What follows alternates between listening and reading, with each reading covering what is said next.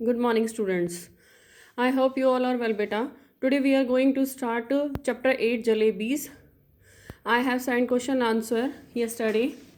So the reading is pending. So I will complete the reading, beta. Jalebis. Jalebis, the author, it is were written by the Ahmad Nadeem Kasmi and was born on 20th November 1916. Okay, beta. He is a Urdu language Pakistani poet and journalist, literacy critic and dramatist also. Okay, now we are going to start this chapter. An honest boy is on his way to school carrying money in his pocket to pay the school fee. क्या होता है बेटा कि एक ईमानदार जो लड़का होता है वो स्कूल की फ़ीस देने के लिए जेब में से मतलब पॉकेट में से रुपए लेकर स्कूल जा रहा है.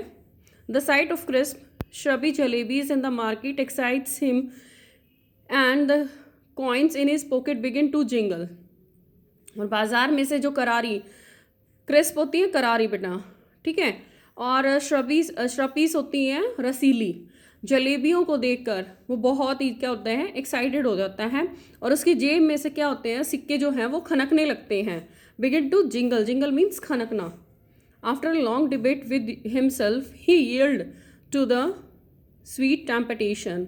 और अपने मन में लंबी बहस के पश्चात बाद में वह मीठी जो लालसा के आगे वो हार मान लेता है. It happen many years ago, कि ये घटना है ये कई वर्ष पहले हुई थी. I was in the 5th standard at the government school, कि मैं गवर्नमेंट स्कूल में कौन सी क्लास में था बेटा 5th क्लास में. कंबलपुर भी कह सकते हैं, नाउ कॉल्ड अटक, जिसको आज क्या कहते हैं. जब मैं गवर्नमेंट स्कूल 5th क्लास में कंबलपुर में, जिसे अब कटक कहते हैं, ठीक है, मैं पढ़ता था. One day I went to school with 4 rupees in my pocket to pay the school fee and the fund. कि एक दिन मैं जब स्कूल की फ़ीस और फंड देने के लिए जेब में मैं 4 रुपये लेकर स्कूल गया था. When I got there I found that the teacher who collected the fees. जब मैं वहाँ पहुँचा तो मैंने देखा कि जो मेरी टीचर थी वो क्या कर रही थी. उनका क्या नाम था, मास्टर गुलाम मोहम्मद. जो टीचर था बेटा वो फीस इकट्ठी कर रहे थे. All through the day the coins simply set in my pocket, but once school got over and I was outside they begin to speak. क्या हुआ कि जिस दिन वो फीस इकट्ठे कर रहे थे वह छुट्टी पर था, इसलिए फ़ीस जो थी वो अगले दिन ले जानी थी उसे, ठीक है. But once school got over I was outside. कि जब सारा दिन रुपए क्या हुए बेटा चुपचाप जब मेरी जेब में बैठे रहे, मतलब सेट रहे मेरी जेब के अंदर, तो परंतु जब छुट्टी हो गई तो वो मैं बाहर आ गया और वो बोलने लग गया अपने आप.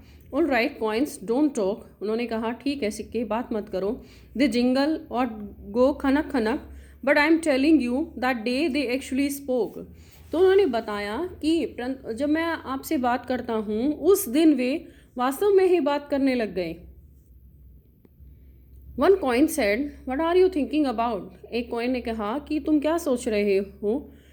Those fresh hot jalebis coming out of the kadhao in the shop over there and they are not coming out for nothing. उन्होंने कहा कि वे जो ताज़ी जो गर्म जलेबियाँ थी बेटा जो दुकान में कढ़ाई में से निकल रही हैं वे व्यर्थ ही तो नहीं निकल रही हैं, ठीक है. they are not coming out for nothing. Jalebis are meant to be eaten and only those with money in their pocket can eat them. और फिर क्या हुआ, उसने कहा कि वे ही उन्हें खा सकते हैं और जब पैसे हैं वो बेकार नहीं होते हैं. And the money isn't for nothing. Money is mean to be spend and only they spend it who like jalebis.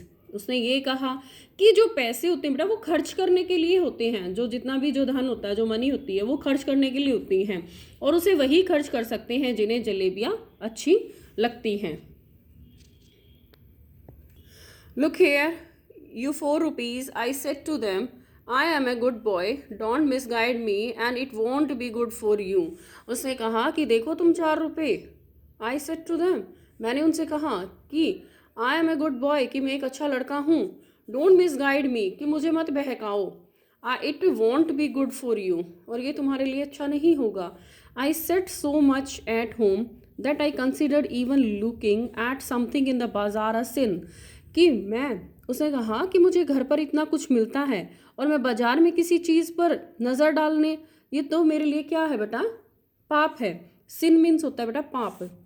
Besides you are my fees and fund money, कि तुम तो मेरी क्या हो, मेरी फीस और ये फंड के रुपए हैं। तो if I spend you today, अगर मैं आज तुम्हें खर्च कर देता हूँ, then how shall I show my face to master Ghulam Mohammad in school tomorrow and after that to Allah Miyan at क़यामत। और फिर उसने ये कहा कि मैं कल मास्टर गुलाम मोहम्मद को क्या मुंह दिखाऊंगा, और उसके पश्चात जो मेरे क़यामत के दिन अल्लाह मियाँ को। You probably don't know it much, but when Master Ghulam Muhammad gets angry and makes you stand on the bench, और फिर क्या होगा कि मुझे पता है कि जब मास्टर गुलाम मोहम्मद को क्रोध आता है तो वो क्या करते बेटा, उसे गुस्सा आता है तो वो बेंच पर खड़ा कर देते हैं। He simply forgets he to let you sit till the last bell rings, और वो लास्ट जो बेल होती है बेटा बजने तक उसे बैठाना भूल जाते हैं। So it's best you stop chewing at my ears like this and let me go home straight, और यही अच्छा होगा कि इसी प्रकार मेरे कान खाना बंद कर दो और मुझे सीधा घर जाने दो। The coins disliked what I had said to so much that all of them began to speak at the same time, और फिर जो मैंने कहा था रुपयों को वह अच्छा नहीं लगा और वो क्या करने लगे, और वो सब साथ बोलने लगे। There are such a clamour that passed by in the bazaar stair, और वहाँ इतना हल्ला मच गया कि बाजार में आने जाने वाले आश्चर्य से मुझे, हैरानी से मुझे आंख फाड़ कर मुझे और मेरी जेब की तरफ देखने लगे। The rest things made so much more noise too. Finally, in the panic, I grabbed all 4 of them and held them tight in my fist, and then they were silent. और फिर क्या किया उसने, जो जितने भी रुपए थे उन दिनों शोर भी बहुत करते थे, और लास्ट में मैंने घबरा कर उन चारों को पकड़ लिया और उन्हें अपनी मुट्ठी में कसकर पकड़े रखा। तब वो चुप हुए। चारों को क्यों पकड़ा, क्योंकि उसके पास कितने रुपीज़ थे बेटा, 4 रुपीज़ थे। Now the next page,